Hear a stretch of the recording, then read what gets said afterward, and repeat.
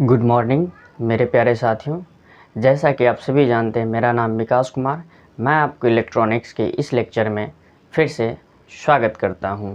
तो चलिए आज का लेक्चर नंबर 9 हम स्टार्ट करने जा रहे हैं। इससे पहले हमने क्या सब देखा? हमने पढ़ा पीएन जंक्शन। पीएन जंक्शन के बाद क्या आता है भाई? पीएन जंक्शन एक पी टाइप मटेरियल्स था, एक एन टाइप मटेरियल्स था। जब हम इन दोनों मटेरियल्स को आपस में फैब्रिकेट करने के बाद एट द कॉन्टैक्ट सरफेस पर जो जंक्शन फॉर्म हुआ उसका नाम हम दिए पीएन जंक्शन दिए। आज हम क्या करते हैं, पीएन जंक्शन को बाइसिंग करते हैं।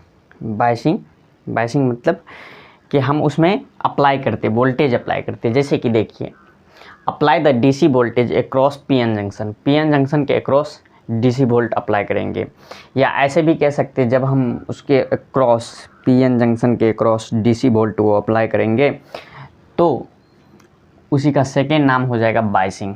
इसी का सेकेंड नाम क्या हो जाएगा? बाइसिंग हो जाएगा।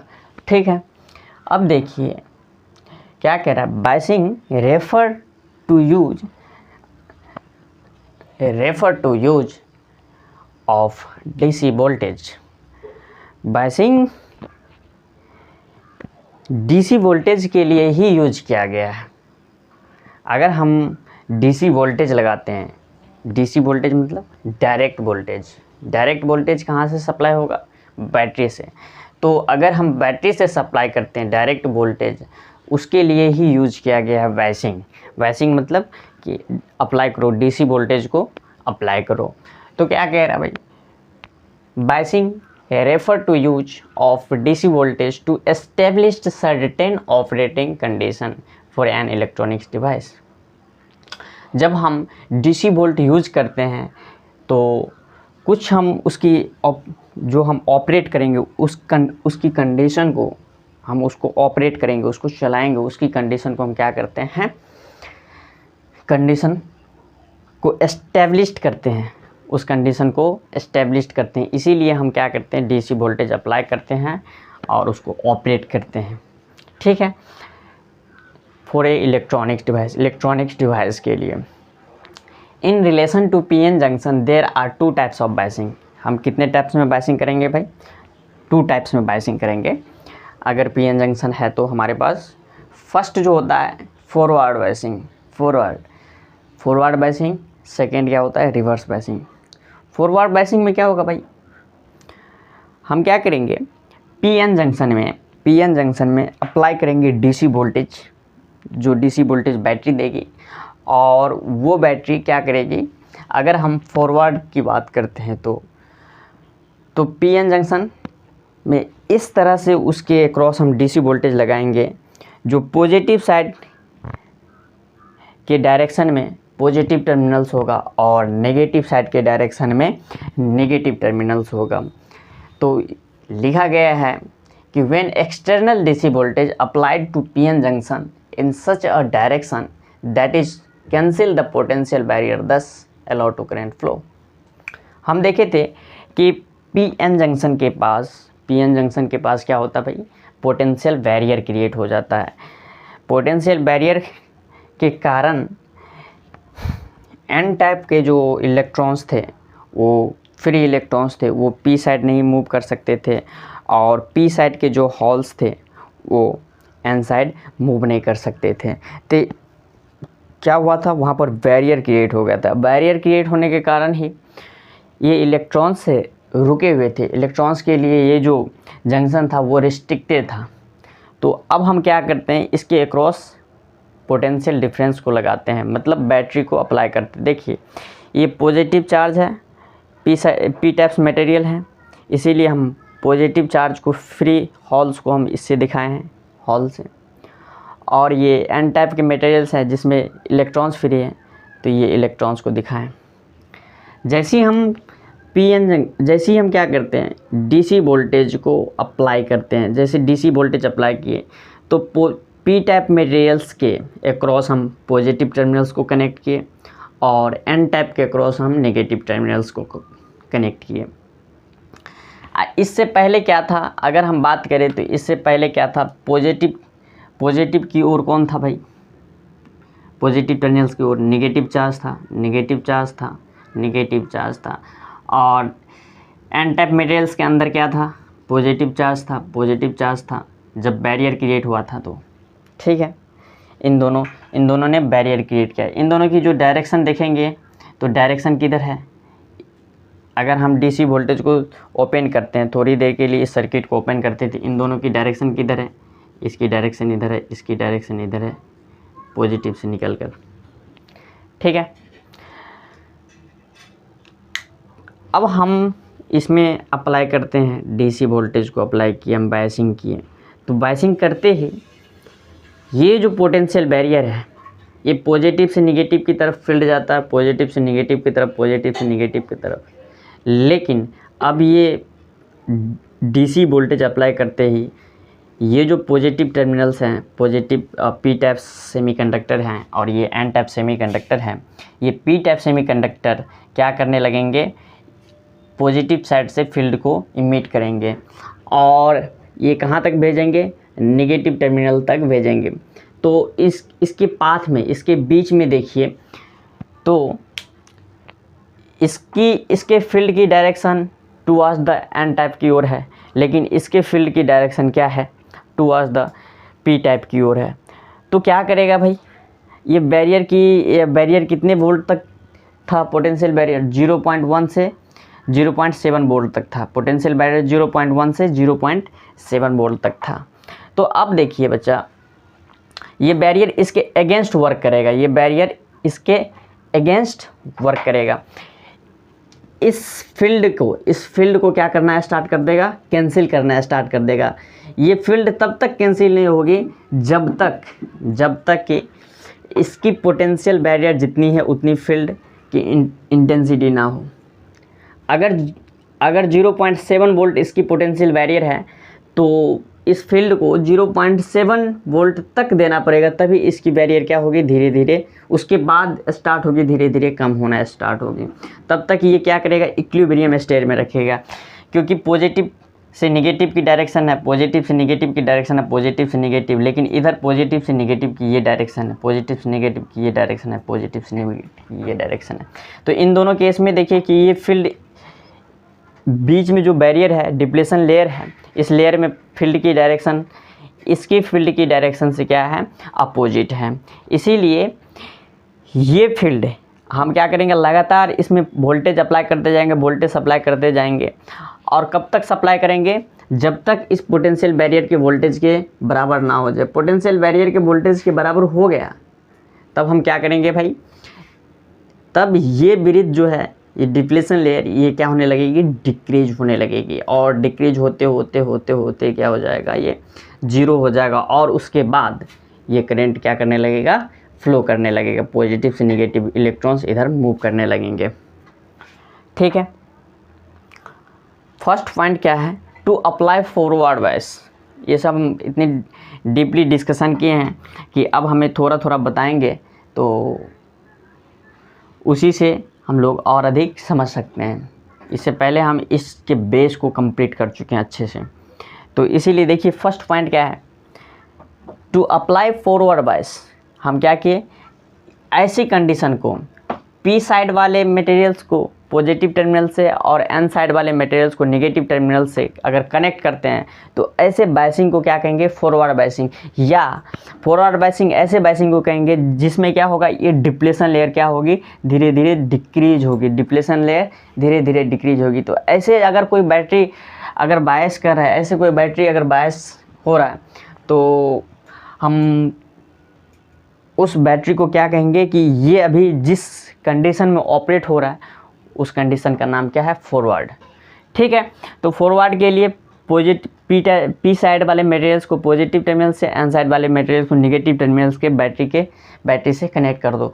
तो ऐसे मटेरियल्स को हम क्या कहेंगे, अभी ये जिस कंडीशन में वर्क कर रहा है उसको क्या कहेंगे, फॉरवर्ड बायसिंग का कंडीशन कहेंगे। एक मिनट,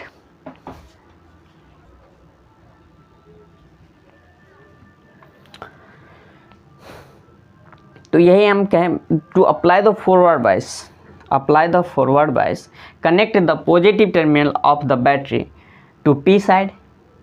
अगर पॉजिटिव टर्मिनल के बैटरी को P side and negative terminal to N side, और नेगेटिव टर्मिनल को हम क्या करेंगे एन साइड, बैटरी के जो एन टर्मिनल है, बैटरी के एन टर्मिनल को हम क्या करेंगे एन साइड वाले मटेरियल से कनेक्ट कर देंगे। तो ऐसे जो बायसिंग होंगे, ऐसे बायसिंग का नाम क्या होगा, फॉरवर्ड बायसिंग होगा। सेकेंड पॉइंट क्या है, the applied forward potential to establish an electric field which against the electric field due to potential barrier. हम जो अप्लाई किए फील्ड को, जब हम अप्लाई किए, अब हम इसको मिटाते हैं, जब हम फील्ड को अप्लाई किए तो ये जो अप्लाइड फील्ड मतलब एक्सटर्नल, बैटरी के द्वारा लगाया गया जो फील्ड है, ये जो एक्सटर्नल फील्ड है, ये फील्ड क्या करेगा, जो बैरियर के पास जो फील्ड सेटअप है उस फील्ड के क्या करेगा, अगेंस्ट वर्क करेगा। और जब उस फील्ड के अगेंस्ट वर्क करेगा, कब तक करेगा, तब तक करेगा जब तक उस फील्ड को पूरी तरह से वैनिश ना कर दे, ये अपोजिशन डायरेक्शन में, क्योंकि बैरियर के पास, जंक्शन के पास जो फील्ड की डायरेक्शन है, और जब हम बैटरी को अप्लाई करते हैं, फॉरवर्ड बायस करते हैं, तो उसके बाद जो फील्ड की डायरेक्शन है वो दोनों एक दूसरे के क्या है, अपोजिट हैं। तो जिसकी फील्ड जितनी इंटेंसिटी की होगी वो क्या कर जाएगा भाई, वो क्या कर जाएगा, अपने से कम इंटेंसिटी वाले फील्ड को क्या करना स्टार्ट कर देगा, वैनिश करना स्टार्ट कर देगा। ठीक है, तो पोटेंशियल बैरियर के पास क्या है, एक कांस्टेंट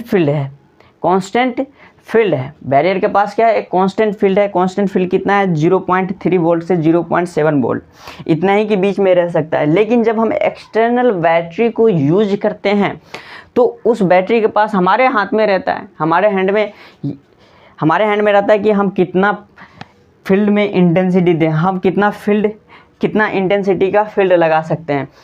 तो जब हम 0.3 से लेकर 0.7 वोल्ट से उसको अक्रॉस कर जाएंगे, पार कर जाएंगे, तब ये फील्ड क्या होने लगेंगे, धीरे धीरे वैनिश होने लगेंगे। ये तब तक अपोज करेंगे, ये जो बैरियर वाला फील्ड है ये तब तक अपोज करेंगे जब तक इसके फील्ड के बराबर इंटेंसिटी ना दे दें। जैसे ही हम इसकी फील्ड की इंटेंसिटी के बराबर हमने फील्ड लगा दिया तो ये इक्विलिब्रियम कंडीशन में आ जाएगा। ठीक है, इक्विलिब्रियम कंडीशन मतलब ये, उसके बाद ये डिप्लेशन लेयर क्या हो जाएगी, धीरे धीरे घटने लगेगी और अचानक से ये पतली होगी और उसके बाद करंट फ्लो करना स्टार्ट कर देगा। ठीक है, तो देखो भाई थर्ड पॉइंट क्या है, potential barrier voltage is very small, 0.1 to 0.7 volt. Potential barrier voltage कितना होता है, 0.1 से 0.7 volt. Therefore a small voltage forward biasing to completely balance the potential barrier. इसीलिए अगर इसकी जो बीच की जो बैरियर होती है 0.1 से 0.7 वोल्ट, तो ये क्या है, ये इतने जो वोल्टेज हैं ये क्या है, ये स्मॉल वोल्टेज हैं।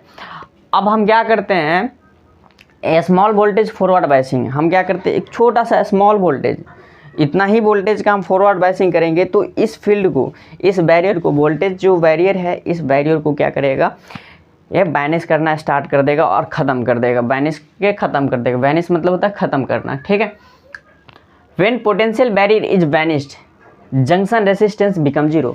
जैसे ही पोटेंशियल बैरियर हम अगेंस्ट लगा रहे हैं, पोटेंशियल बैरियर जैसे ही ये बैनिश हुआ, ख़त्म हुआ, तब क्या होगा भाई, जंक्शन रेसिस्टेंस क्या हो जाएगा, 0 हो जाएगा। वहाँ पर जो बैरियर था वो बैरियर ख़त्म हुआ था, अब वहाँ बैरियर के पास कोई रोकने वाला तो है नहीं, रेसिस्ट करने वाला तो कोई है नहीं, रेसिस्टेंस को ही हम ख़त्म कर दिए, जो रोक रहा था पहले से, पोटेंशियल बैरियर का वर्क कर रहा था।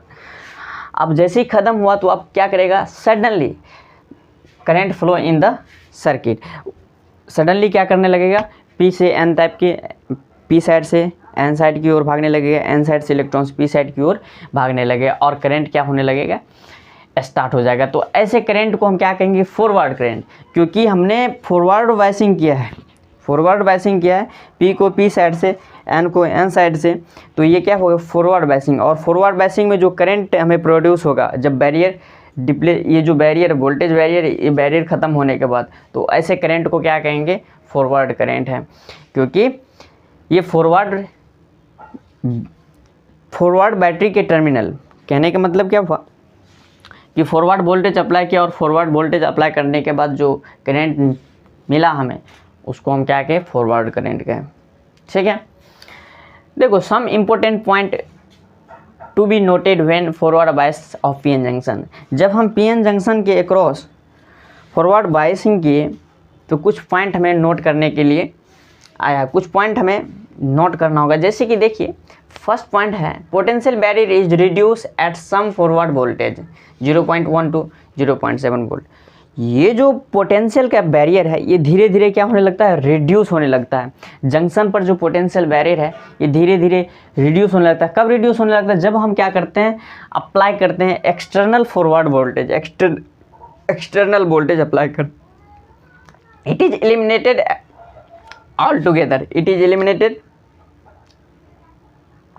All together. ये क्या कर देता है, उसको ख़त्म कर देता सभी को, उस बैरियर को। जब हम एक्सटर्नल फॉरवर्ड वोल्टेज लगाते हैं, एक्सटर्नल वोल्टेज अप्लाई करते हैं तो उसको क्या करने लगता है, ख़त्म कर देता है।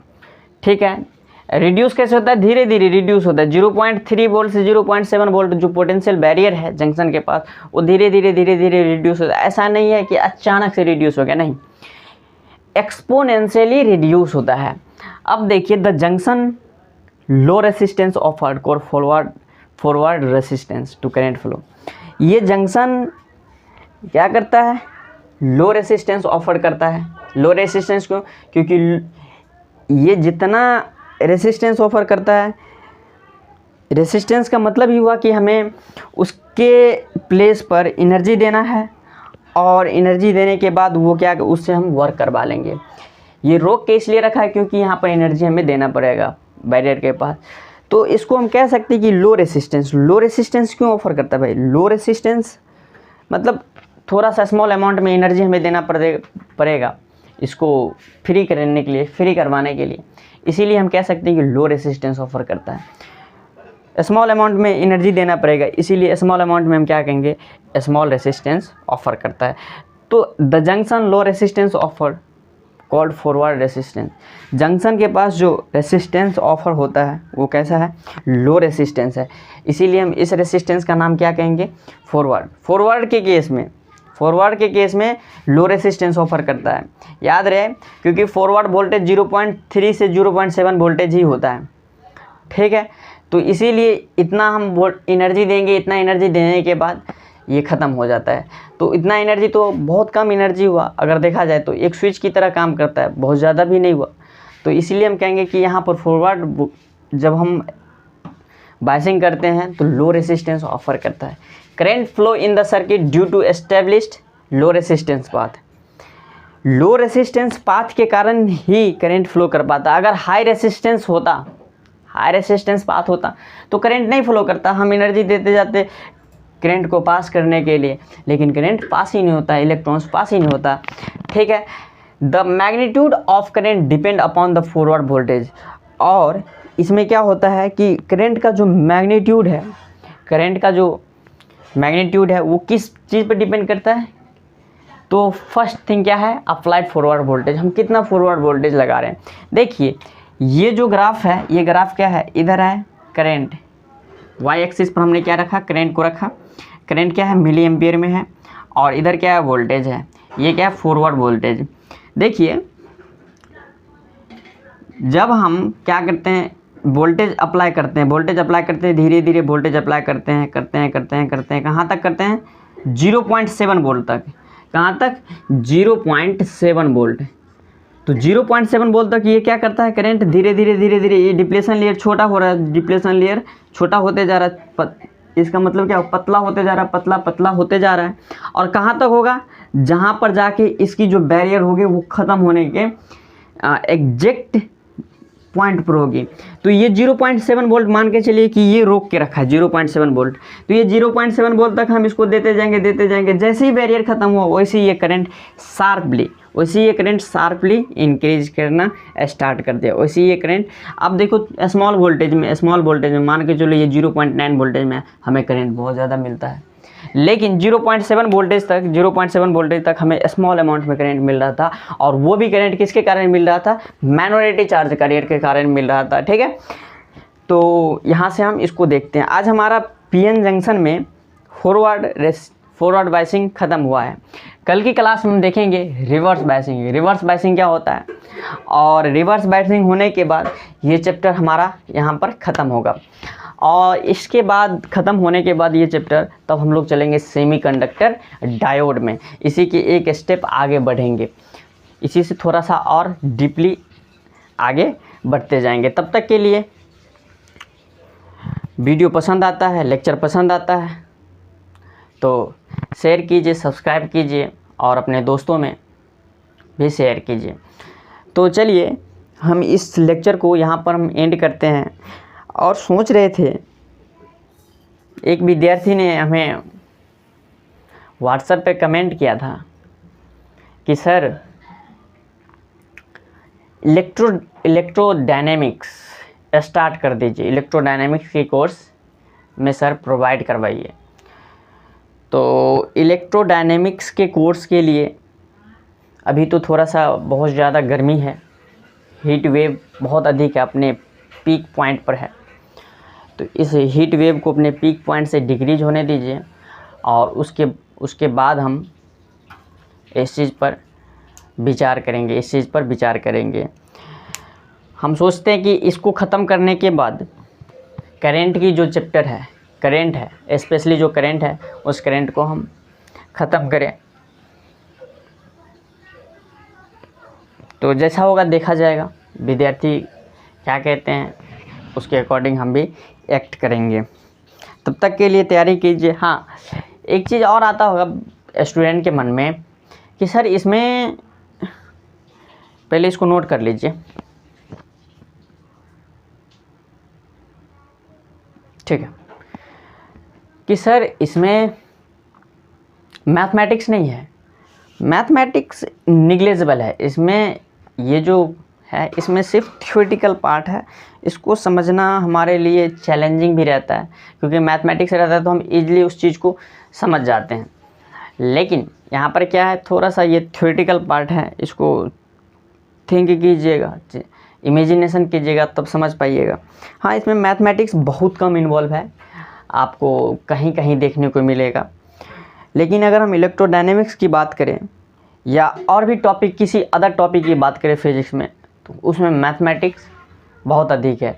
अगर हम इसके साथ कंपेयर करें तो ठीक है, तो इसमें मैथमेटिक्स बहुत कम है। तो इसके लिए नो डाउट कि ये चैप्टर ठीक है, और थ्योरेटिकल चैप्टर है, मज़ा भी आता है पढ़ने के बाद, कहानी की तरह सब कुछ दिखाई देता है। और जैसा होगा आगे चल के तो हम अपने जो भी नेक्स्ट आने वाला लेक्चर होगा उसकी इन्फॉर्मेशन हम आपको दे देंगे। तब तक के लिए तैयारी कीजिए, मेहनत कीजिए और इसी तरह बने रहिए। और हम भी आपसे विदा लेते हैं, और कल के लेक्चर में हम लोग रिवर्स बायसिंग करेंगे, और उसके साथ साथ हम लोग इस चैप्टर को एंड अप करेंगे, और एंड अप करने के बाद फिर नेक्स्ट चैप्टर में जाएंगे। तब तक के लिए थैंक यू, और तैयारी करते रहिए।